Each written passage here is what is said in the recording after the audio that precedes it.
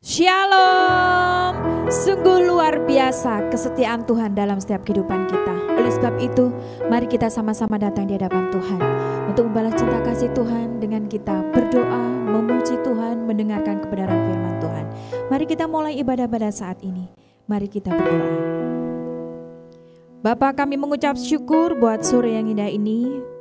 Terima kasih buat penyertaan Tuhan sepanjang hari ini. Tuhan selalu tolong pelihara dalam setiap hidup kami. Tiba saatnya kami akan memuji muliakan nama Tuhan. Dimanapun kami berada, biarlah kami terus tetap ada dalam hadirat Tuhan untuk kami datang di hadapan Tuhan, memuji muliakan nama Tuhan. Terima kasih ya Bapa, kami akan mulai ibadah pada saat ini hanya di dalam nama Tuhan Yesus. Haleluya. Amin. Kita datang di hadapan Tuhan.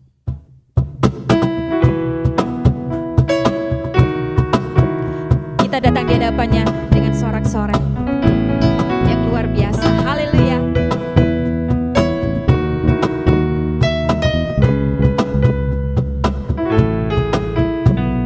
Di hadapan kemegahan-Mu ku datang menyembah-Mu, membawa hatiku, membawa hidupku. Kasih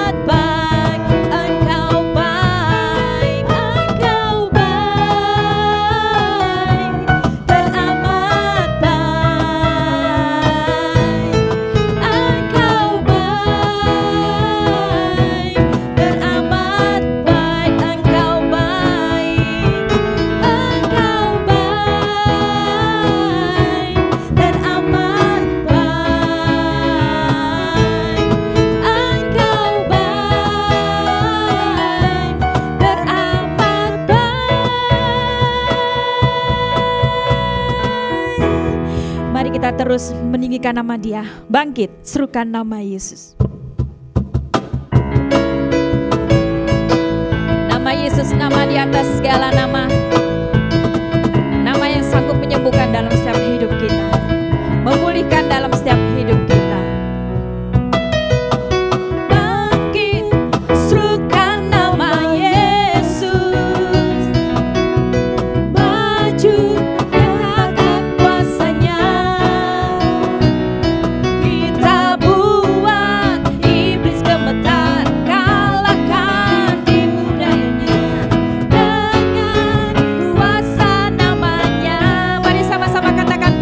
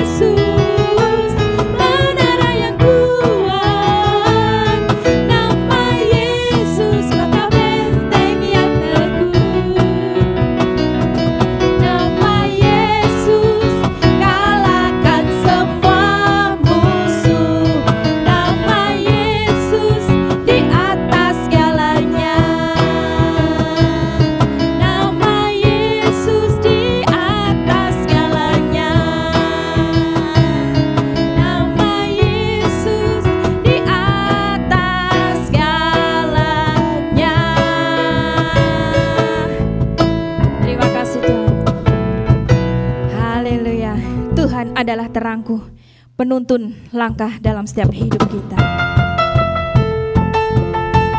Biarlah kita terus mau dekat. Satu hal, dekat terus kepada Tuhan. Terima kasih Tuhan.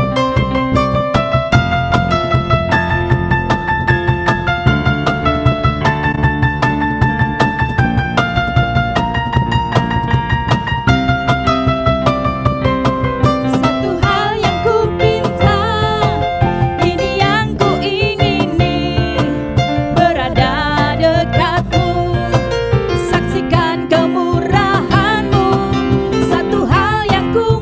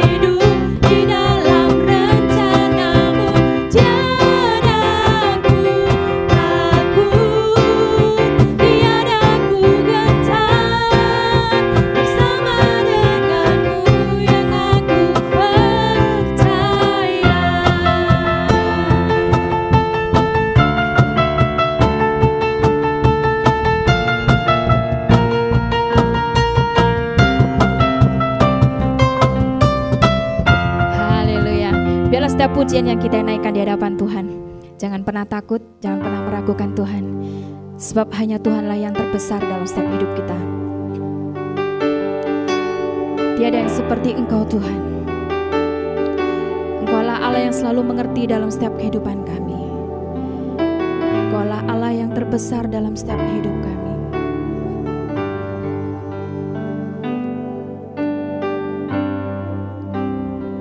Sebab Kau besar, perbuatanmu ajaib, tiada seperti Engkau, ya Tuhan. Tiada seperti Engkau, sebab Kau besar, perbuatanmu ajaib, tiada seperti Engkau, tiada seperti Engkau, sebab Kau besar, sebab Kau besar, perbuatanmu ajaib, tiada seperti Engkau, tiada seperti Engkau, sebab Kau besar, perbuatanmu ajaib, tiada seperti Engkau, tiada seperti Engkau.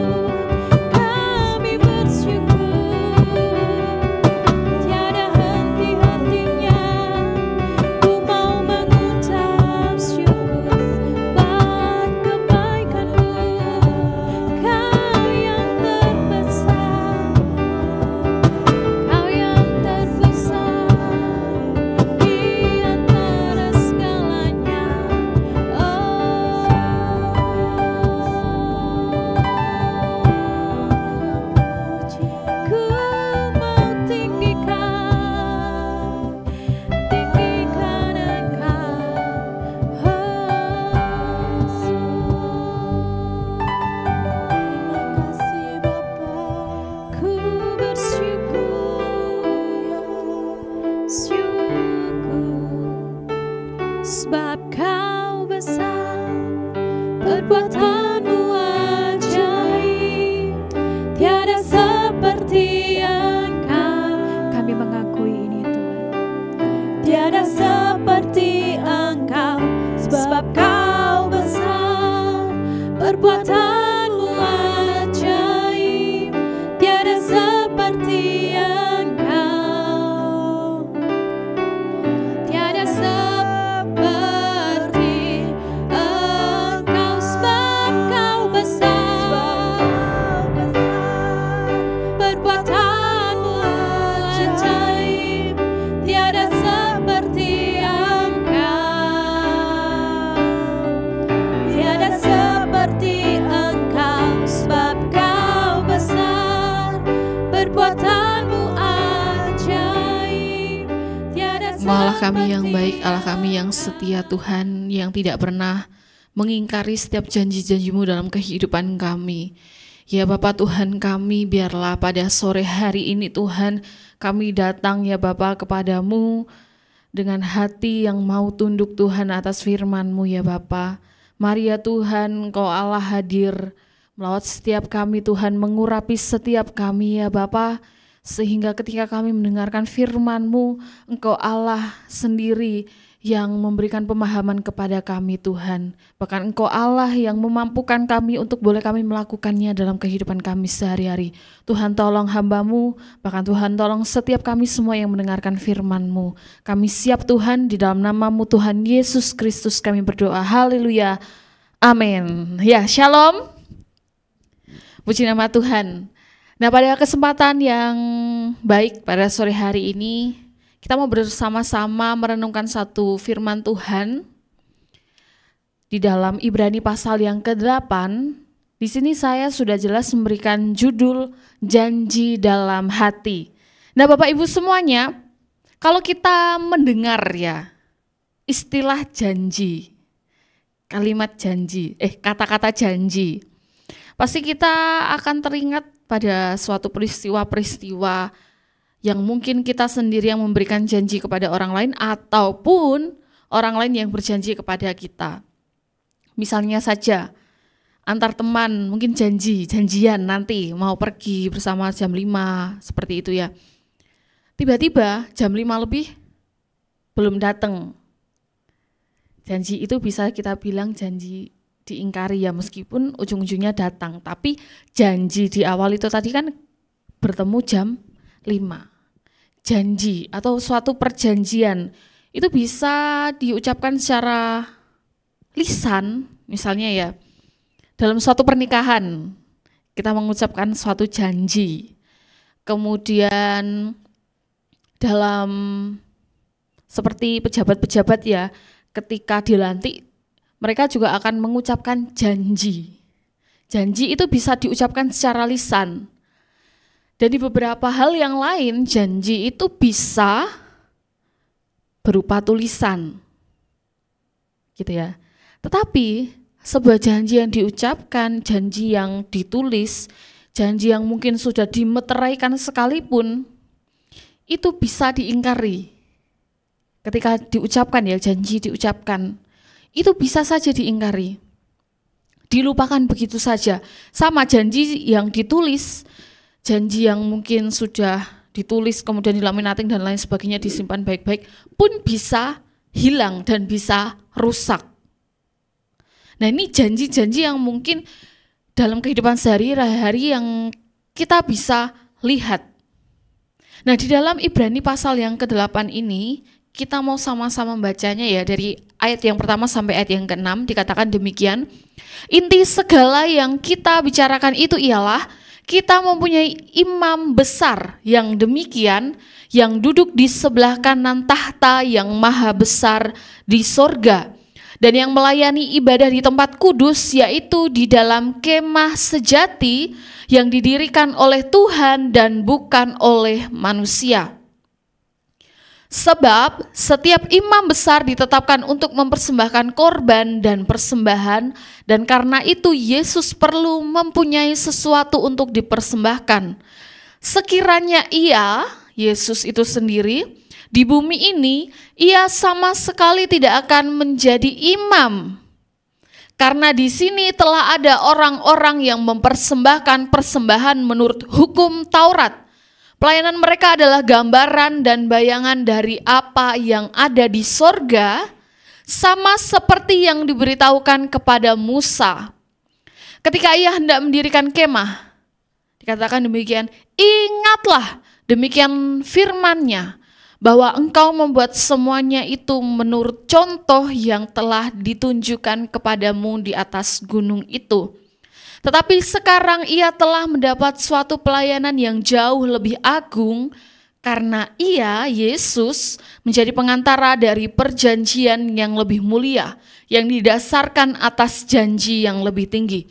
Nah, Bapak Ibu semuanya, di dalam Ibrani pasal yang ke-8, khususnya ayat yang pertama sampai yang ke-12 ini memberitahukan bahwa Yesus ini sebagai imam besar. Nah, di dalam perikop ini disampaikan suatu perbedaan yang menurut saya ini sangat mencolok ya, antara imam-imam di dalam perjanjian lama dengan Yesus sebagai imam besar di dalam perjanjiannya yang baru. Ini disampaikan di ayat 7 sampai ayat yang ke-13 selanjutnya. Nah, kita mau melihat sebenarnya apa yang terjadi ya. Mengapa surat Ibrani ini bisa dituliskan dan mengapa secara khusus di pasal yang ke-8 ini disampaikan demikian bahwa Yesus itu sebagai imam besar perjanjian baru. Kita mau melihat apa yang menjadi latar belakangnya. Ternyata di dalam kitab Ibrani, kitab ini ditulis kepada orang-orang yang sudah percaya, yang dahulunya ini orang-orang Yahudi. Ya, perhatikan ya. Jadi ini ditulis kepada orang yang sudah percaya kepada Yesus, tetapi yang punya latar belakang, punya masa lalu, ya orang-orang Yahudi yang begitu saklek dengan aturan hukum Taurat, begitu taat mengikuti hukum Taurat. Tetapi di sini dikatakan bahwa mereka mulai goyah. Maksudnya adalah mereka tergoda untuk kembali kepada hukum Taurat. Jadi kita bisa lihat ya, pada saat itu mereka sudah percaya kepada Yesus, tetapi mereka tergoda, mengingat ya, flashback ya, kembali ke masa lalunya, akan hukum Taurat dan sistem bait suci. Karena pada saat itu mereka mengalami penganiayaan, mereka mengalami tekanan sosial yang cukup berat. Jadi bisa kita artikan, saya kalau mau mengartikan seperti ini ya. Mereka memutuskan untuk percaya kepada Yesus, tetapi ketika setelah mereka percaya kepada Yesus, justru mereka ini mengalami penganiayaan. Mereka dikatakan mengalami keadaan yang sulit. Ketika memutuskan percaya kepada Yesus, justru mereka mengalami keadaan yang sulit, sehingga mereka mulai goyah dan tergoda dengan ajaran sebelumnya, hukum Taurat itu tadi. Nah, penulis Ibrani ini ingin menegaskan bahwa Yesus itu imam besar. Kita tahu ya bahwa orang Yahudi itu tahu ya, seorang imam tugasnya apa dan lain sebagainya, dalam peribadahan semuanya diatur tata caranya, semuanya. Mungkin ia sangat taat, ia sangat mengerti tatanan-tatanan ibadah orang Yahudi, bagaimana imam itu. Tetapi di sini penulis mau menegaskan bahwa Yesus itu imam besar sejati yang telah memperkenalkan perjanjian baru yang lebih mulia, kekal, dan penuh anugerah. Nah, kalau diperhatikan di dalam pasal yang ke-8 ini merupakan suatu cuplikan ya dari Yeremia pasal yang ke-31, di mana di situ adalah perjanjian baru. Adanya janji akan perjanjian baru dan digenapi melalui Yesus itu tadi. Jadi di dalam kitab Ibrani ini penulis pada saat itu mau menegaskan kepada orang-orang yang sudah percaya bahwa Yesus itu adalah imam besar yang sejati. di dalam perjanjian baru yang lebih mulia, lebih kekal dan penuh anugerah. Dikatakan bahwa orang-orang pada saat itu mereka sedang berada di persimpangan jalan iman. Persimpangan jalan iman ya, jalan ke kanan dan ke kiri. Tapi dua jalan ini yang pertama adalah iman kepada Kristus. Atau mereka kembali kepada sistem agama lama. Nah, ini kita boleh sama-sama lihat ya. Ternyata di dalam kitab Ibrani ini yang terjadi, mereka ini ada dalam kegoyahan, mereka ini ada dalam kebimbangan. Harus tetap mengikut Kristus atau harus kembali? Karena apa? Karena mereka ada dalam situasi yang sulit. Nah, sama ya Bapak Ibu, ketika kita mengalami suatu keadaan yang sulit, kadang kita bisa bimbang, benar nggak ya Yesus ini ada?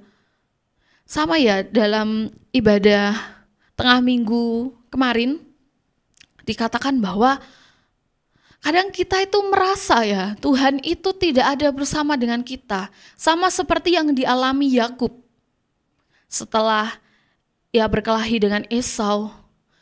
Ia merasa perbuatannya itu salah, tapi dia merasa bahwa ia jauh dari Tuhan. Tuhan tidak ada bersama-sama dengan dia. Sama mungkin ketika kita berada dalam keadaan yang sulit, keadaan yang tertekan, keadaan yang mungkin itu tidak mengenakan dalam kehidupan kita, kadang kita merasa bahwa Tuhan itu enggak ada bersama dengan kita. Kita bingung jalan mana yang harus kita ambil.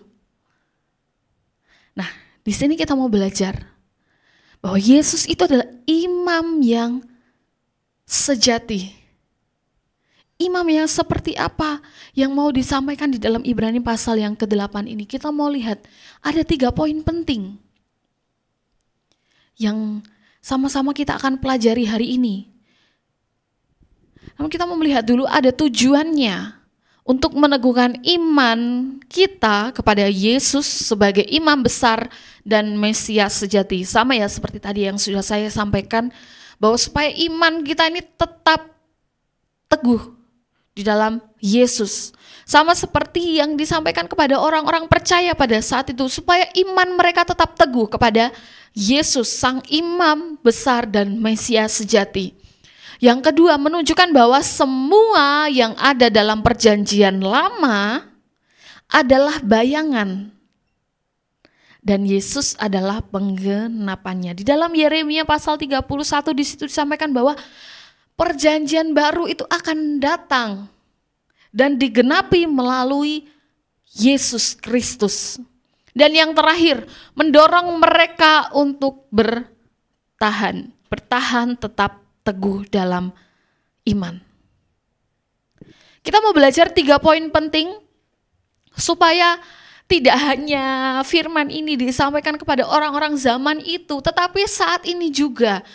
Ketika kita di dalam kebimbangan, ketika kita merasa kita bingung, ketika kita merasa kita tidak lagi percaya dengan Yesus, mari sama-sama kita mau belajar hal ini, bahwa Yesus itu imam besar sebagai penggenapan akan janji Tuhan. Kita perhatikan ya, kalau tadi di awal saya sampaikan bahwa janji-janji manusia itu bisa diingkari, bisa dilupakan, bisa rusak begitu saja.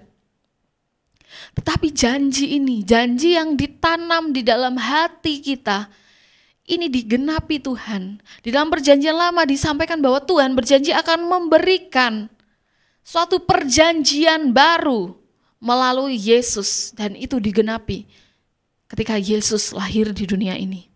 Poin yang pertama, Yesus adalah imam besar yang sempurna dan kekal. Kita tahu ya, sempurna itu berarti tidak ada cacat sedikit pun. Kalau beberapa khotbah yang lalu saya sampaikan bahwa di orang-orang Yunani itu tidak bisa menyampaikan satu kata tetelestai, di mana Yesus ini sampaikan dalam kematiannya, sebelum ia mati dia sampaikan tetelestai, artinya sudah selesai. Tidak ada orang yang berani menggunakan kata ini. Seperti seniman-seniman Yunani kuno, itu mereka tidak mengucapkan kata ini. Karena ia akan selalu merasa karyanya ini tidak sempurna ya. Suatu karya itu tidak sempurna, tidak selesai, tetelestai. Nah, tetapi Yesus ini sebagai imam besar yang sempurna. Sempurna itu artinya ya tidak cacat, tidak ada cacat. Sudah pas. Tidak ada bisa kita menambahkan sedikit lagi seperti kalau kita membuat suatu karya ya. Dikatakan sempurna, mungkin kita bisa bilang karya kita itu sempurna. Tetapi ketika orang lain melihat, itu bisa ditambahkan supaya lebih sempurna menurut mereka. Tetapi di sini yang dimaksudkan Yesus adalah imam besar yang sempurna adalah Yesus imam besar yang sesungguhnya, yang sempurna. Yang tidak ada cacat celanya, yang tidak bisa ditambah atau dikurangi, dan yang kekal. Artinya apa? Dahulu, sekarang, selamanya kekal. Nah, di sini kita mau melihat perbedaan imam besar pada Perjanjian Lama dan Yesus sebagai imam besar yang sempurna dan kekal. Kalau kita perhatikan ya, imam besar dalam Perjanjian Lama, di dalam kitab-kitab imamat, seorang imam itu harus berasal dari suku Lewi. Kemudian mereka harus mempersembahkan korban untuk pengampunan dosa umat. Mereka harus mempersembahkan korban untuk pengampunan dosa umat. Jadi umat datang ini harus datang dulu kepada seorang imam, memberikan korban persembahannya. Kemudian seorang imam ini harus memberikannya kepada Tuhan melalui ruang Maha Kudus itu tadi. Dan seorang imam masuk ke ruang Maha Kudus hanya setahun sekali. Pelayanan mereka terbatas dan korban mereka bersifat sementara. Jadi seorang imam dalam Perjanjian Lama itu dipilih dan harus berasal dari suku Lewi. Mereka mempersembahkan korban dalam ruang Maha Kudus, dan korban itu, korban penghapusan dosa, itu bersifat sementara. Karena ketika orang kembali berbuat dosa, kembali berbuat salah, ia harus memberikannya lagi korban persembahan kepada Tuhan. Jadi setiap korban yang diberikan itu bersifat sementara. Jadi bisa ya ketika manusia itu datang memberikan korban persembahan melalui imam, kemudian ketika pulang ia berbuat dosa lagi, ia harus kembali memberikan korban persembahan, korban penghapus dosa. Jadi ini bersifat sementara. Tetapi Yesus sebagai penggenapan akan perjanjian baru, Yesus sebagai imam besar yang sempurna dan kekal, tidak dari suku Lewi, beda ya. Kalau dalam Perjanjian Lama disampaikan bahwa seorang imam harus berasal dari suku Lewi, tetapi Yesus dari garis keturunan Melkisedek. Yesus tidak tergantung pada hukum manusia. Dia mempersembahkan dirinya sendiri sebagai korban persembahan. Kalau tadi manusia harus membawa korban persembahannya sendiri kepada imam. Tetapi Yesus sebagai imam besar yang sempurna, yang kekal, ia mempersembahkan dirinya sendiri sebagai korban penebus dosa manusia. Dan ia masuk ke tempat kudus yang sejati, yaitu surga. Bukan lagi kemah buatan manusia, tapi tempat kudus, tempat maha kudus yang sejati. Ini alasan mengapa Yesus kembali ke surga. Ia sendiri mempersembahkan dirinya, jadi korban tebusan bagi setiap dosa-dosa kita.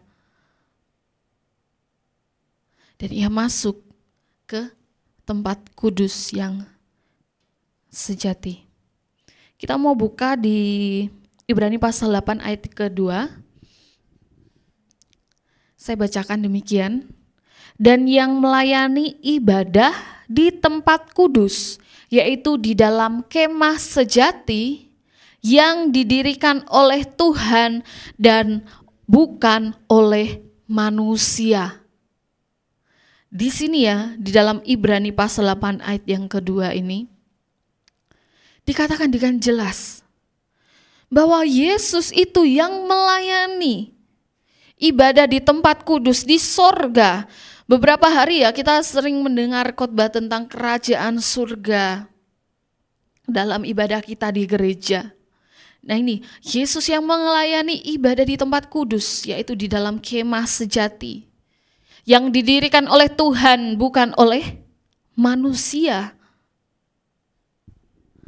Yesus sendiri yang menjadi korban. Nah, mari sama-sama kita mau merenungkan hal ini ya. Ini alasan mengapa kita harus tetap teguh di dalam Tuhan. Bahwa Yesus itu benar-benar imam, pemimpin kita yang sempurna dan kekal. Hanya Yesus seorang pemimpin yang berani mempersembahkan dirinya karena dia ini Tuhan. Dia mempersembahkan dirinya sebagai korban tebusan dosa-dosa kita semua. Jadi mari sama-sama kita mau merenungkan hal ini. Mari sama-sama ketika mungkin kita berada dalam tekanan, dalam hal yang buruk sekalipun, kita mau terus ingat bahwa Yesus itu yang sudah terlebih dahulu mempersembahkan dirinya, mengorbankan dirinya untuk keselamatan hidup kita semua. Poin yang kedua,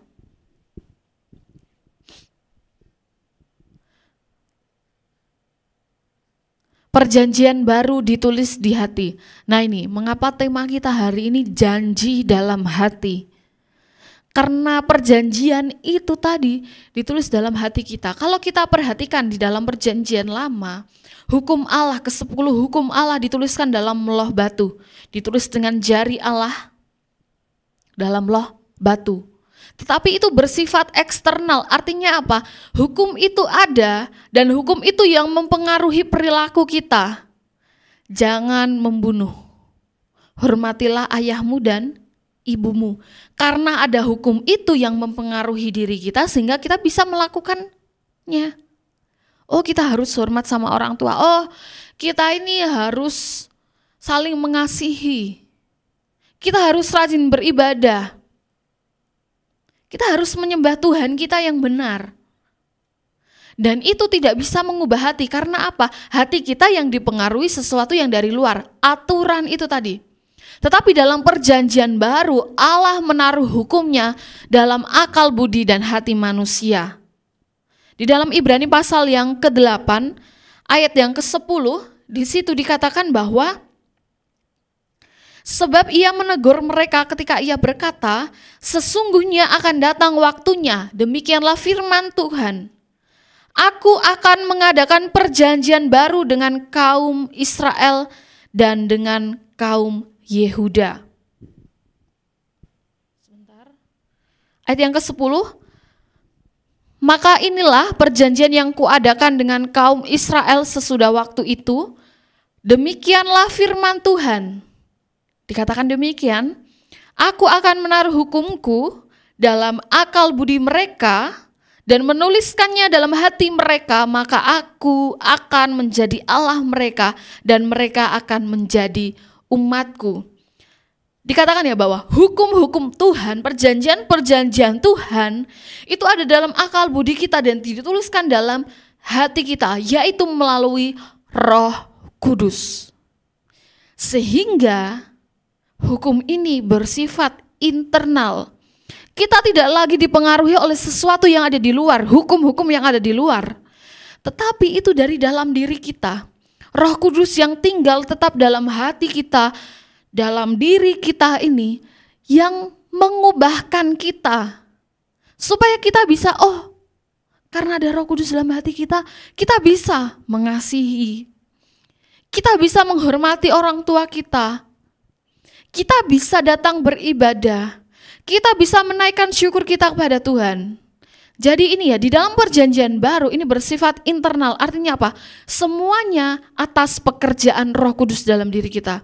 Jadi bukan lagi sesuatu yang dari luar mempengaruhi perilaku kita, tetapi sesuatu yang dari dalam Roh Kudus yang dalam hati kita itu mempengaruhi perilaku kita seturut dengan kehendak Tuhan. Ini yang dimaksudkan dalam perjanjian baru. Tidak hanya ditulis dalam hati kita, tetapi tinggal tetap dalam hati kita yang mengubahkan hati kita dan perilaku kita. Jadi kalau kita masih merasa bimbang dengan Tuhan, perlu dipertanyakan bagaimana Roh Kudus yang ada dalam hati kita yang terus mengingatkan untuk kita terus percaya kepada Tuhan. Atau jangan-jangan kita sendiri yang mengabaikan pekerjaan Roh Kudus dalam hati kita. Yang terakhir, yang ketiga, pengampunan total membuka relasi baru. Nah Bapak Ibu semua, dalam kehidupan kita ya, seringkali mungkin kita merasa ada gesekan ya dengan teman, dengan saudara sekalipun. Kita pasti pernah mengalami gesekan. Kita mungkin sulit untuk mengampuni karena begitu sakitnya mungkin. Mungkin kita bisa bilang, oh iya, saya mengampuni kamu. Tapi ketika kita mungkin melihat perilaku yang sama, kita bisa ingat kembali. Dan mungkin kita bisa tidak memaafkan orang tersebut. Tetapi di sini kita mau belajar ada pengampunan total, lunas. Tidak ada sisa. Kalau tadi ya, ketika kita mengampuni mungkin ada sisa-sisa sedikit, sisa-sisa sakit hati, sisa-sisa kecewa dan lain sebagainya. Tetapi di sini ada pengampunan total. Yesus sebagai imam besar yang menyerahkan dirinya sebagai korban, memberikan pengampunan total yang membuka relasi baru. Ketika kita saling mengampuni dengan sesama kita, mungkin hubungan kita tidak seperti sebelumnya. Mungkin kita akan merasa canggung dan lain sebagainya. Tetapi di sini pengampunan total yang diberikan Tuhan membuka relasi baru. Dalam Ibrani 8 ayat yang ke-12 dikatakan demikian.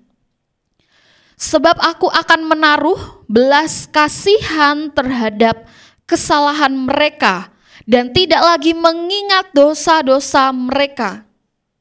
Ini luar biasa, Yesus sebagai imam besar yang sempurna, yang kekal, ia terus senantiasa mengalirkan kasih-Nya, belas kasihan-Nya terhadap kesalahan kita. Bahkan dia dikatakan, dia tidak lagi mengingat dosa-dosa kita. Seberapapun kita yang mungkin sampai saat ini masih melakukan kesalahan, masih melakukan dosa, ingat di sini dikatakan bahwa kalau kita tetap percaya kepada Tuhan, belas kasihan Tuhan itu terus nyata bagi setiap kita. Bahkan Tuhan itu tidak pernah mengingat-ingat dosa kita. Dalam perjanjian lama, korban dipersembahkan berulang kali seperti tadi yang saya sampaikan. Ketika kita salah, ketika kita dosa, harus memberikan korban persembahan. Tetapi melalui Yesus sebagai perjanjian baru, sebagai imam besar, ia memberikan dirinya sekali untuk selamatnya, dan itu sempurna dan kekal. Jadi mari semuanya Bapak Ibu, kita mau sama-sama kembali merenungkan ketika kita berada dalam keadaan yang terjepit sekalipun, keadaan sulit sekalipun, kita mau mengingat bahwa sebenarnya tidak ada dua jalan, hanya ada satu jalan yang harus kita tempuh. Tetap percaya, tetap beriman kepada Tuhan. Kalau kita membuat jalan-jalan yang lain yang menurut kita itu benar, justru kita itu yang salah. Kita mau terus ingat bahwa hanya ada satu jalan keselamatan, hanya ada satu jalan yang sanggup menolong kita, yaitu Yesus, imam besar yang sempurna dan kekal. Jadi hari ini kita mau sama-sama merenungkan 3 hal. imam besar yang sempurna yaitu Yesus. Hukum yang hidup itu ada dalam hati kita melalui pekerjaan Roh Kudus yang mengubahkan sikap hidup kita. Dan yang terakhir, pengampunan total dan relasi yang dipulihkan. Jadi sama-sama mari kita belajar, tidak hanya orang-orang di masa penulisan kitab Ibrani pada saat itu yang mengalami keadaan yang sulit, iman mereka goyah, tetapi diteguhkan melalui surat Ibrani ini. Tetapi kita yang mungkin saat ini mengalami keadaan yang sulit, kita tetap ingat bahwa iman yang harus kita terus pelihara adalah iman kita kepada Tuhan. Meskipun keadaan kita sulit karena kita melakukan dosa yang berulang-ulang, kita merasa tidak layak, kita merasa kecewa dengan diri kita sendiri. Ingat bahwa Tuhan itu memberikan pengampunan yang total. Dan Ia terus memperbaiki, memulihkan relasi kita dengan Tuhan, asalkan kita mau terus percaya dan datang kepada Tuhan. Amin. Mari sama-sama kita berdoa. Tuhan, kami naikkan sembah kami kepadamu Tuhan, sebab Engkau Raja kami yang hidup, Engkau imam kami Tuhan dalam kehidupan kami. Kami bersyukur Tuhan, hari ini kami boleh belajar satu hal yang baik untuk kehidupan kami. Kami boleh menyadari bahwa Engkau satu-satunya jalan Tuhan yang harus kami pilih dalam setiap keadaan apapun Tuhan yang kami alami. Tuhan, biarlah Roh Kudus-Mu terus tinggal tetap dalam kehidupan kami, terus mengingatkan kami Tuhan, terus memberikan kami penghiburan dalam kami menjalani hari-hari kami ini ya Bapa. Kami merasa kami tidak mampu tanpa Engkau. Kami merasa Tuhan, kami tidak mampu tanpa pertolongan daripada Tuhan. Oleh karena itu Tuhan, hari ini kami mau menetapkan hati kami, iman kami hanya kepadamu, Yesus satu-satunya juru selamat dalam kehidupan kami. Terima kasih Tuhan, terima kasih. Dan hari ini kami mengucap syukur Tuhan, kami boleh disegarkan melalui ibadah kami sore hari ini. Kami mau percaya, kami mau terus berdoa bagi setiap kami yang sakit hari-hari ini. Kami mau percaya Tuhan yang sembuhkan kami, yang hari-hari ini kami boleh merasa jauh daripada Tuhan, kami merasa kecewa. Kami mau percaya Tuhan hadir melawat setiap kami, memulihkan keadaan hati kami ya Tuhan. Terima kasih Tuhan, terima kasih. Terima kasih Tuhan sudah memberkati ibadah kami dari awal hingga akhirnya. Semuanya boleh jadi atas kasih karunia daripada Tuhan. Dan kami akan menutup ibadah kami. Terima kasih Tuhan, kiranya kasih karunia daripada-Mu boleh senantiasa tercurah dalam kehidupan kami. Di dalam nama-Mu Tuhan kami Yesus Kristus, Allah yang hidup, kami berdoa. Haleluya. Amin. Shalom, Tuhan Yesus memberkati.